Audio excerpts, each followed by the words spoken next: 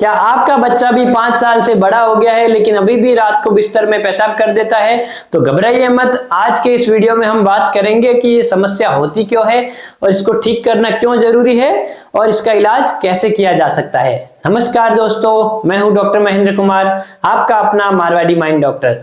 तो चलिए शुरू करते हैं इस जरूरी बातचीत को। तो नॉक्टर्नल एन्यूरेसिस होता क्या है?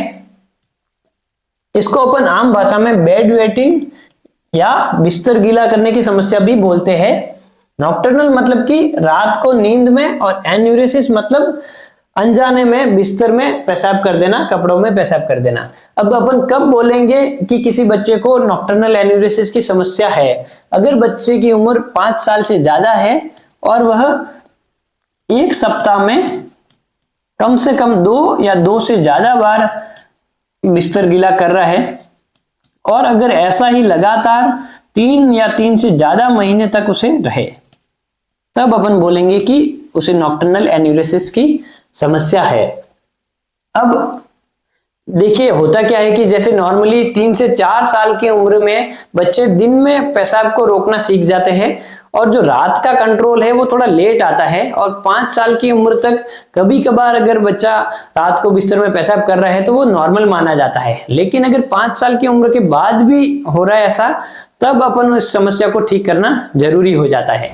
तो चलिए अब जानते हैं कि इसके पीछे क्या क्या कारण हो सकते हैं। तो देखिए, जो पेशाब को रोकने की क्षमता है वो दिमाग और ब्लैडर यानी कि जो पेशाब की थैली है उसके बीच में कनेक्शन या तालमेल पर निर्भर करता है। यानी कि जब भी रात में धीरे धीरे ये ब्लैडर पेशाब से भरने लगता है तो ये एक संदेश भेजता है दिमाग के पास, और दिमाग फिर अपने आप को जगाता है और फिर वो इंसान जहां पे भी पेशाब करना है, जो टॉयलेट है, वहां पे जाके पेशाब करता है।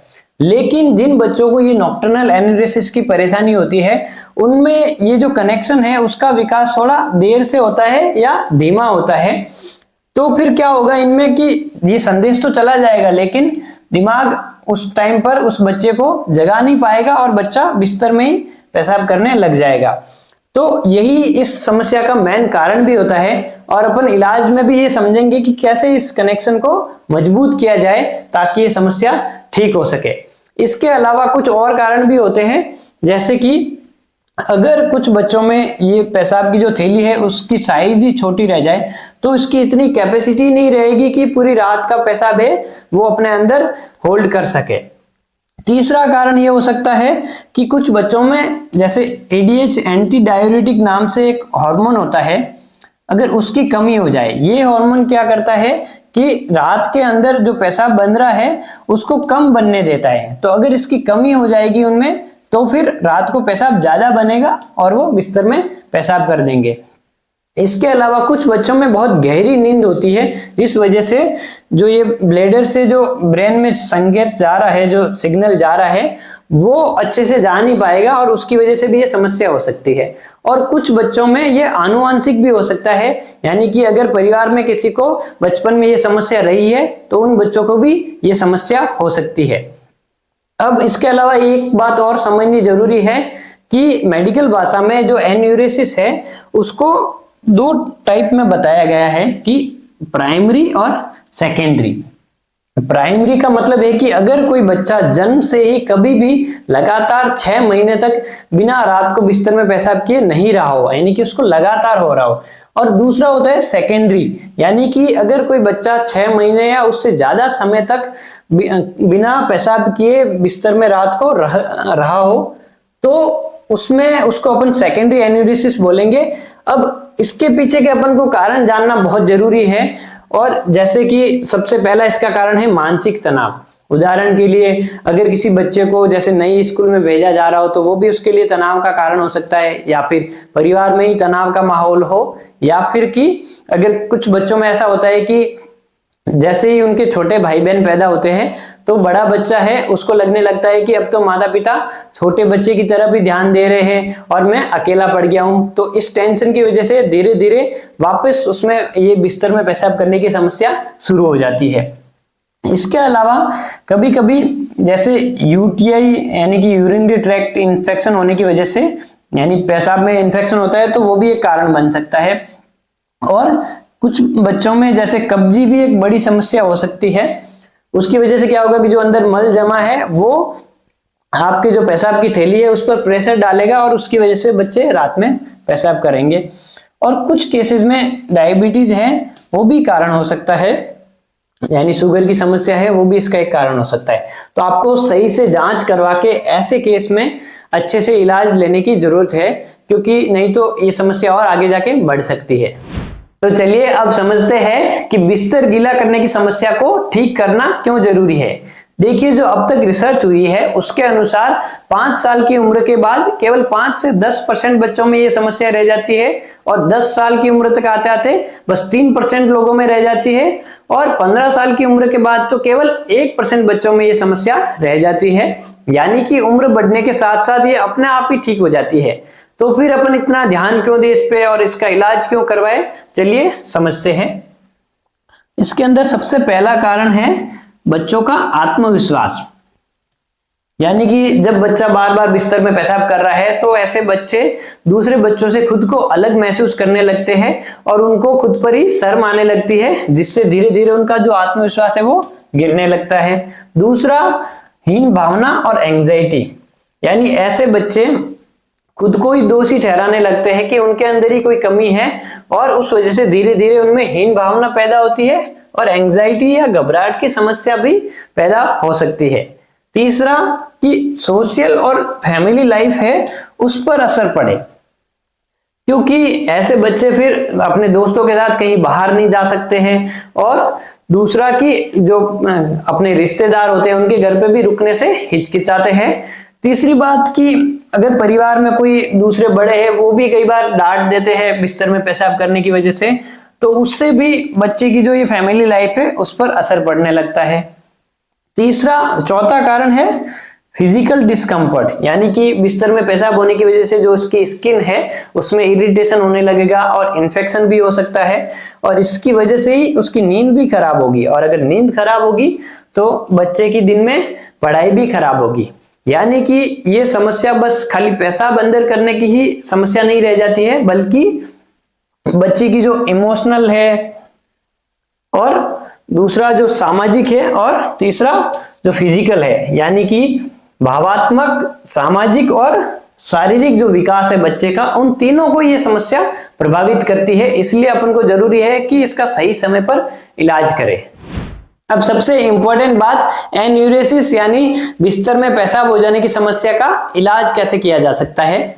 इसके अंदर सबसे पहला स्टेप है साइको एजुकेशन, यानी कि बच्चे के माता पिता को यह समझना बहुत जरूरी है कि इसमें बच्चे की कोई गलती नहीं है, इसलिए बच्चे को डांटना, डराना, धमकाना या पीटना और ज्यादा इस समस्या को बढ़ा सकता है। साथ ही इसमें बच्चा खुद ही शर्म महसूस करता है, इसलिए परिवार वालों को एक पॉजिटिव और सपोर्टिव माहौल बनाना है। उदाहरण के लिए बच्चे से खुलकर बात करनी है और उसको समझाना है कि धीरे धीरे ये ठीक हो जाएगा। और अगर कभी बच्चा बिस्तर में पेशाब कर रहा है तो उसके साथ मिलकर बिस्तर और कपड़ों की सफाई करनी है। और दूसरा तरीका है बिहेवियरल टेक्निक्स, यानी कि व्यवहार में बदलाव लाना है कुछ चीजों में।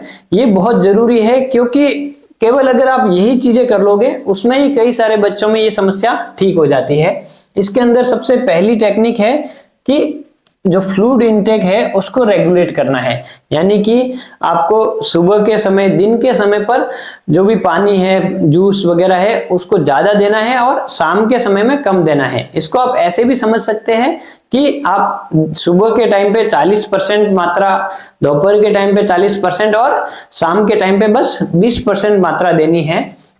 अब इससे क्या होगा कि जैसे दिन में अगर अपन ज्यादा मात्रा में दे रहे हैं तो जो ब्लेडर है, पेशाब की थैली है, वो खिंचाव होगा, उसमें स्ट्रेच होगा और धीरे धीरे उसमें कैपेसिटी है वो बढ़ जाएगी।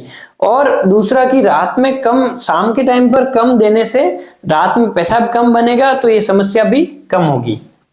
इसके अलावा आप जो रात को सोने से 1-2 घंटे पहले है उस टाइम पे दूध या पानी वो बिल्कुल कम दे, तो इससे भी काफी मदद मिलेगी। दूसरी टेक्निक है ब्लैडर ट्रेनिंग। अब ये क्या होती है, जैसे आपको मैंने बताया था कि दिमाग और जो ब्लैडर है उसके बीच में जो कनेक्शन है, जो तालमेल है, वो लेट हो जाता है, उसमें देरी हो जाती है। इस वजह से ये समस्या पैदा होती है। तो उसी का ये इलाज है कि जो अपना ब्लैडर है, पेशाब की थैली, उसको ट्रेन करना है। अब इसको कैसे ट्रेन करना है कि जैसे जब भी बच्चे के दिन में पेशाब करने की इच्छा हो रही है तो आप उसको मोटिवेट करें कि 5 से 10 मिनट बाद चले जाना, और धीरे धीरे ऐसे करके हर सप्ताह आपको ऐसे ही 5-10 मिनट बढ़ाते जाना है। और शुरू में जैसे हर 2 घंटे में बच्चे को पेशाब करने के लिए भेजना है, फिर धीरे धीरे कुछ सप्ताह बाद में उसको 2 से 3 घंटे करना है, और फिर 3 से 4 घंटे तक भी अपन जा सकते हैं। अब इससे बच्चे की जो पेशाब की थैली की कैपेसिटी है वो बढ़ने लगेगी। इसके अलावा बच्चे को आदत डालें कि रात को सोने से पहले वो टॉयलेट करने चला जाए, और टॉयलेट हमेशा ही जो टॉयलेट है वहीं पे जाके उसको पेशाब करवाना है। तो ये सारी ब्लैडर की ट्रेनिंग है जिससे काफी हेल्प होगी। इसके अलावा तीसरी टेक्निक है पॉजिटिव रीइंफोर्समेंट, यानी कि बच्चे को डांटने की बजाय आपको जब भी वो जिस दिन भी पेशाब नहीं कर रहा है बिस्तर में, तो उसके अगले दिन आपको उसकी तारीफ करनी है, उसको शाबाशी देनी है, और छोटा सा कोई इनाम भी दे सकते हैं। इससे क्या होगा कि बच्चा मोटिवेट होगा और धीरे धीरे ये समस्या भी कम होती जाएगी। चौथी टेक्निक है बेड वेटिंग अलार्म। अब कुछ ऐसी इलेक्ट्रॉनिक मशीन भी आती है जो आप खरीद कर उसको जो बच्चे का बिस्तर है उस पर, या फिर जो बच्चे की अंडरवियर है वहां पर लगा सकते हैं। उससे क्या होगा कि जैसे ही पेशाब की कुछ बिंदु वहां पर गिरेगी तो उससे सीधा अलार्म वो बजने लगेगी, या फिर उसमें वाइब्रेशन होने लगेगा, जिससे बच्चा जग जाएगा और अपने आप ही पेशाब करके आ जाएगा टॉयलेट के अंदर। इससे क्या होगा कि धीरे धीरे बच्चे का जो दिमाग है वो ट्रेन होने लग जाएगा कि जब भी पेशाब की थैली भर रही है तो उसे अपनी नींद जगानी है और पेशाब करने जाना है। फिर धीरे धीरे बिना उस मशीन के भी बच्चा सीख जाएगा। यानी कि ये जो मशीन है वो भी सेम ब्लैडर ट्रेनिंग की तरह ही काम कर रहा है, और जो अपना दिमाग और ब्लैडर के बीच में जो कनेक्शन था उसको मजबूत बनाता है। अब अगर कुछ लोग हैं जो ये वाली अलार्म नहीं खरीद सकते, वैसे तो ये सबसे लास्ट में ऑप्शन होता है बाकी सारे तरीकों के, लेकिन अगर कोई नहीं खरीद पा रहा है इसको, तो आपको ये पता करना है कि बच्चा रात को कितने बजे के लगभग पेशाब कर रहा है बिस्तर में, तो उस टाइम से 15 से 20 मिनट पहले ही आपको मोबाइल में या किसी में भी अलार्म लगा देनी है और उसमें बच्चे को जगाकर पेशाब करने भेजना है। तो उससे भी सेम यही काम हो जाएगा। तो ये सारी बिहेवियरल टेक्निक्स हैं जो काफी हेल्पफुल हो सकती है। इसके अलावा अगर इन सारे तरीकों से भी इलाज नहीं हो रहा हो तो डॉक्टर कुछ समय के लिए कुछ दवाइयां है वो भी दे सकता है, जैसे डेस्मोप्रेसिन हो गई या इमिप्रामिन हो गई। अब ये दवाई लंबे समय तक नहीं देनी होती है, और शुरू में ये दवाई कभी कभी काम आ सकती है, जैसे अगर बच्चे को आप कहीं बाहर घूमने ले जा रहे हो या बच्चा रिश्तेदारों के घर में रुक रहा हो तो उस दिन के लिए अपन ये गोली दे सकते हैं। इसके अलावा कुछ अगर अन्य कारण भी है तो उनको भी ठीक करना है, जैसे कि आपको मैंने पहले बताया था कि अगर कोई पेशाब का इन्फेक्शन है, या फिर कि बच्चे में कोई तनाव का कारण है, या फिर जैसे अगर कब्जी की परेशानी है उसको, तो उन सबको सही से इलाज लेके ठीक करना है। तो ये सारे इलाज के भाग हैं। इसके अलावा आपको ये समझना भी जरूरी है कि इसका इलाज है वो धीरे धीरे आता है, और आपको हमेशा कंसिस्टेंसी रखनी है, थोड़ा धीरज रखना है, तो धीरे धीरे इसका असर जरूर आएगा। एक और बात कि अगर अपन बच्चे को 1.5 से 3 साल की उम्र में ही सही से धीरे धीरे और पॉजिटिव तरीके से ब्लैडर ट्रेनिंग दे दे तो आगे चलकर इस बेड वेटिंग की समस्या को काफी हद तक रोका जा सकता है। अब ब्लैडर ट्रेनिंग कैसे देनी है इस पर अपन अगले वीडियो में डिटेल में बात करेंगे। तो दोस्तों मैं उम्मीद करता हूं कि ये वीडियो आपके काम आएगा। अगर वीडियो अच्छा लगे तो लाइक करें, चैनल को सब्सक्राइब करें और उन लोगों तक जरूर शेयर करें जिनके बच्चे के साथ ये समस्या है। धन्यवाद।